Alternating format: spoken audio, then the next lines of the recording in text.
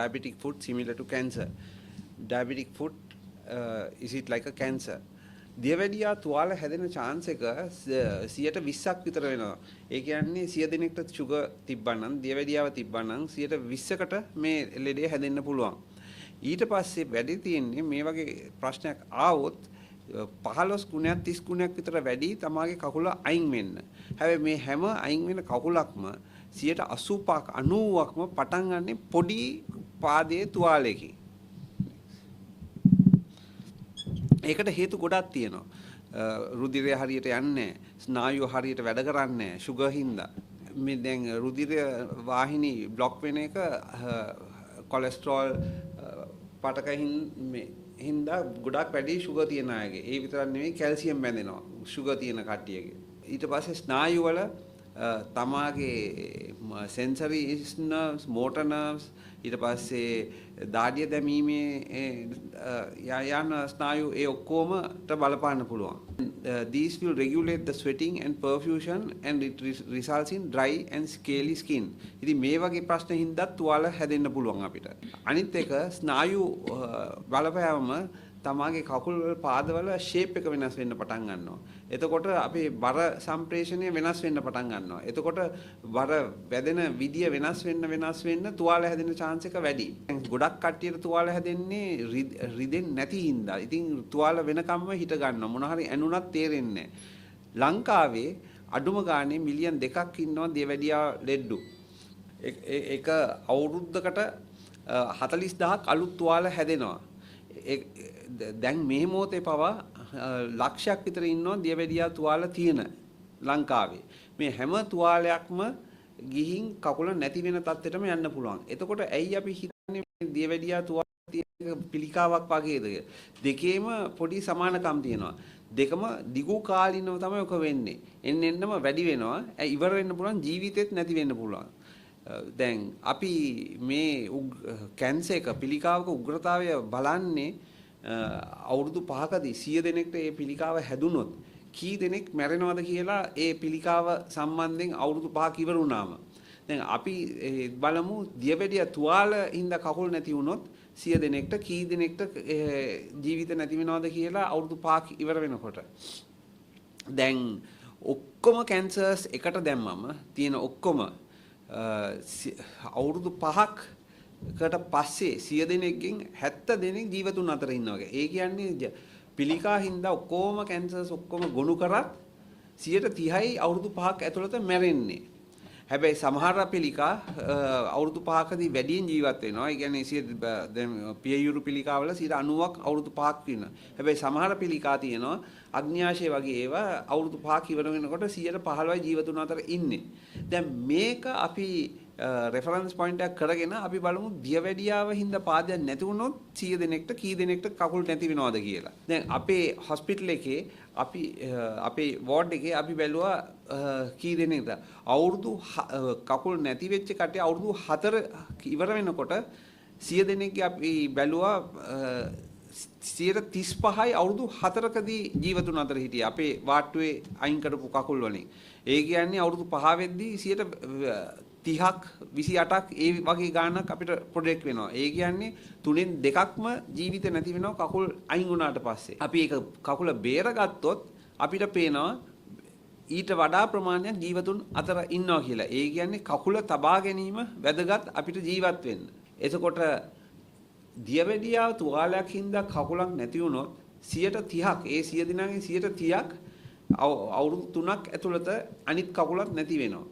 3න් 2ක් ඒ කියන්නේ 66ක් අවුරුදු 5ක් ඇතුළතදී නැති වෙනවා. ඒ කියන්නේ මේක කැන්සර් එකකට සමාන කරොත් අග්න්‍යාශය පිළිකා සහ පෙනහළු වල පිළිකා විතරයි ඊට වඩා දරුණු ලෙස තියෙන්නේ. හැබැයි අපිට කකුලක් නැති වුණාම පිළිකාවක් වගේ පේන්නේ. ඒ කියන්නේ අනිත් ඔක්කොම පිළිකා මේකට වඩා හොඳයි. හැබැයි ඒ වගේ දියවැඩියක් කකුල් නැති වෙන්න ගිහිල්ලා බේරුණොත් ඒකත් තව ජීවත් වෙන්න chance එක වැඩි. හැබැයි පිළිකා වලට වඩා අඩුයි. ඒ කියන්නේ අපිට දියවැඩියාව හින්දා තුවාල හදාගත්තොත් ඒක ජීවිතේට බලපාන ප්‍රශ්නයක්.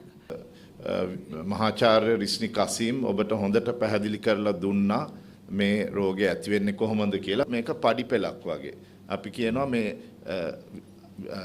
කකුලක් හෝ පාදයක් අහිමි වීමේ පියවර නැත්නම් එක පඩිපෙළක යන විදිය තමයි අපි පෙන්වන්නේ. මුලින්ම ප්‍රශ්නේ තියෙන්නේ ඇඟේ රුධිරයේ ග්ලූකෝස් ප්‍රමාණය වැඩි වීම. ඒ ග්ලූකෝස් ප්‍රමාණය වැඩි වුණාම ඒ වෙන්නේ ඔබගේ රුධිර නාලවල තියෙන ඒ පටකය නැත්නම් අපි කියන එන්ඩෝතීලියම් එක කියලා. මේ අධික ග්ලූකෝස් අපි විසක් හැටියට තමයි සලකන්න ඕනේ. එයින් නොයෙකුත් අතුරු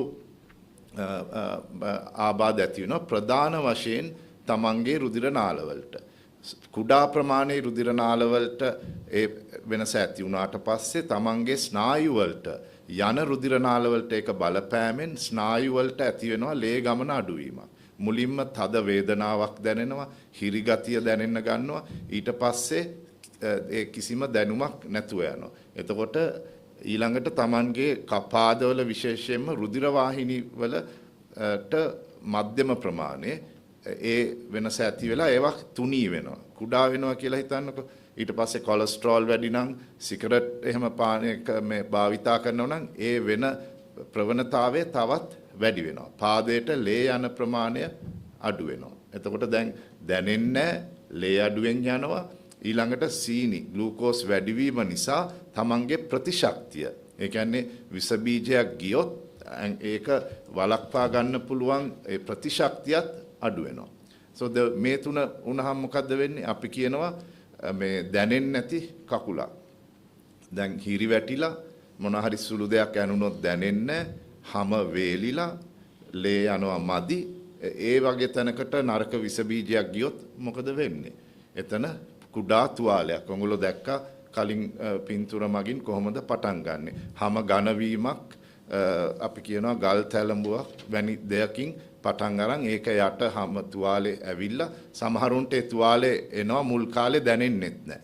ඒකයි අපි කියන්නේ දවස ගානේ තමන්ගේ පාද පරීක්ෂාවක් කරගන්න මෙහෙම ස්නායු ආබාධ තියෙන කට්ටියට. 2019 සංඛ්‍යාලේඛනයක් තියෙනවා. මේ ඩයබටික් ෆුඩ් වලට සෞඛ්‍ය අමාත්‍යාංශය වේදම් කරලා තියෙනවා US dollars වලින් ඒක මම කියපු ආටිකල් එකේ තිබුණේ US dollar billion 0.1 ඒ කියන්නේ රුපියල් කෝටි 3000ක් පමණ තුවාල වල වේද දාන්න විතර. ඉතින් අපි වගේ රටක මේ ඩොලර් අරුමුදේට ප්‍රථම තිබ්බ සංඛ්‍යාලේඛන.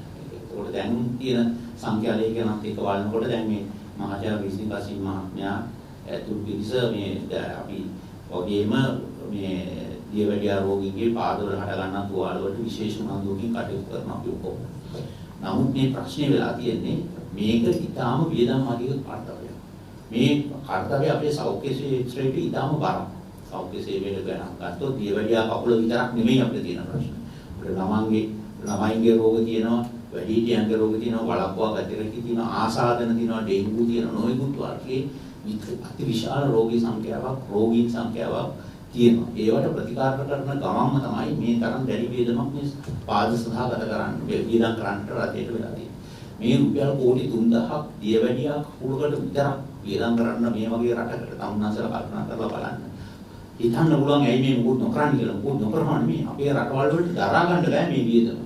ඒක අපි මේ කියන්නේ. මේකේ ප්‍රධානතම අපි මාධ්‍යවේදීන් විදියට සෞඛ්‍ය වෘත්තිකයන් විදියට ජනතාවට අපි අවධානය යොමු කරලා වැඩිපුරම කියන්න ඕනේ මේක වළක්වා ගන්න උත්සාහ කරන්න කියලා. මේ දියවැඩියා කකුලක් හදාගත්තාම ඒකට ප්‍රතිකාර කරන්න දැඩි විදිහට දැන් මේ මහාචාර්ය විසින්වසින් මහත්මයා කිව්වේ අපි ඇත්තටම රජයේ රෝහල් වලට ඉතාම මිලාදිත වෙන්න අපි විශේෂ වියදම් හරහා මේ මිලදී ගන්න අවස්ථාවල් තියෙනවා. ඒ බෙහෙත් ඉතාම ගන්න සමහර ඖෂධ වල රිදී තියෙනවා සංඝාටකයක් විදිහට. ඉතින් රිදී සංඝාටක අඩංග බෙහෙත් ගන්නවා. ඒ වගේම තුවාලවල නොයෙකුත් සංකීර්ණ රසායනික ක්‍රියාකාරකම් වලින් සැරවයින් කරන ඖෂධ තියෙනවා. ඒ බෙහෙත් අපි විශේෂ මිලදී ගැනීම හරහා රජයෙන් ලබා ගන්නවා. ඒ වගේම සමහර ඖෂධ වලින් පටක වර්ධනය කරන ඖෂධ තියෙනවා. ඒ ඖෂධ අපි ඊටාම විලාදිකයි. මේ එකක්වත් සමහර දැන් ඊටාම ආසන්න කාලයේ මේවා ලංකාවේ මූලද්‍රව්‍ය රටවල් වලින් ගෙනලා මේ නිෂ්පාදනය කරනවා. නමුත් බොහෝම ඖෂධ එන්නේ දියුණු රටවල. මේ ඖෂධ ඊටාම විලාදික ඖෂධ. රජයෙන් උපරිම උත්සාහයක් ගන්නවා මේවා මිලදී ගන්න. නමුත් අපි සමහර හැම හොස්පිටල් එකකම මේ එහෙම මිලදී ගැනීමේ හැකියාවක් නැහැ. ටීචින් හොස්පිටල්ස් වලට එහෙම පර්චේස් කරන්න ඔතොරිටි එක තියෙනවා. ඒ රෝහල් වලින් ගන්න අපි වැඩ කරන හැම රෝහලෙම අපි ලෝකල් පර්චේස් කරනවා. ඊටාම මීලාදික ඖෂධ තියෙනවා. මේක නොකරනවා කියලා කියන්නේ බෑ, කරනවා. නමුත් ඒ කිරීමේ තරු පහේ රටවල් වල වගේ අපිට එහෙම වියදම් කරන්න හැකියාවක් නැහැ. හැබැයි අනිත් මගේ දේශනයේදී මම සඳහන් කළා තරු පහේ රටවල් වල අයට මෙහෙම තුවාල වසංගතයක් නැහැ.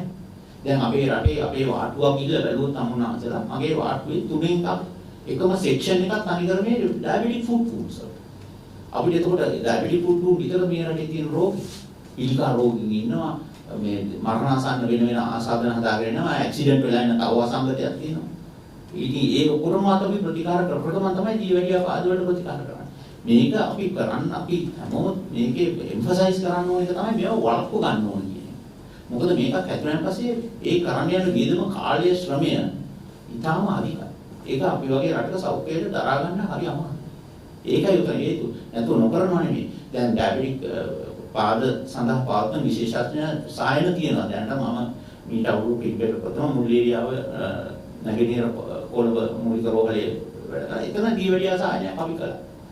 ඇමස්මාන්ට දවස් 2ක් ඇවිල්ලා සියලුම රටේ සෑහෙන ප්‍රදේශ වලින් ඇවිල්ලා දීවැඩියා රෝගීන් එතනින් ප්‍රතිකාර ගත්තා. ඉතින් අපි විශේෂ ඖෂධත් ඒ සඳහා මිලදී අරගෙන ඒකට ප්‍රතිකාර කළා. නමුත් ඉතින් ඒකේ තියෙන ප්‍රධානම දේ අපි බැලුවම තේරෙන්නේ රෝගීන්ගේ තියෙන මද උනන්දු මදිකමක් කියන එකක් තියෙනවා. මේ රෝගය පිළිබඳ දැනුවත් වුණත් මේ රෝගයේ විසඳගන්න මොකද තාමත් තියෙනවා මේ දීවැඩියා වගේ තත්ත්වයන් වලට ප්‍රතිකාර කරන සුදුසුකම් වලත් වෛද්‍යවරු පස්සේ යන කට්ටියක් ඉන්නවා. දැන් ඔය මම හොරණ ගිහලා බැලුවොත් ලොකු බිල් බෝඩ් එකක් ගාලා තියෙනවා දීවැඩියාව නිට්ටාවට සනීප කරන්න බැරි. දැන් පිටරටවල ඔහොම බෝඩ් ගහන්න පුළුවන්ද ගල් පැලන බෝරු කියලා.